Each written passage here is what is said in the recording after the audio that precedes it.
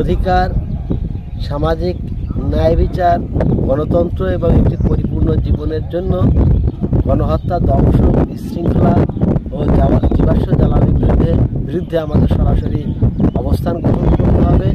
আমরা জলবায়ুতে বিনিয়োগ চাই, আমরা যুদ্ধ চাই না, আমরা ধ্বংস চাই না, আমরা বাস্তুতন্ত্র পুনরুদ্ধার করতে চাই।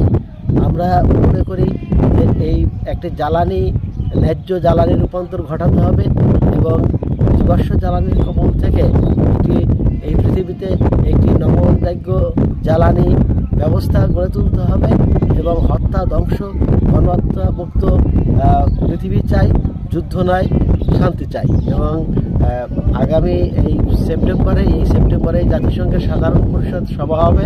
তার আগে সামনে COP30 অনুষ্ঠিত হবে।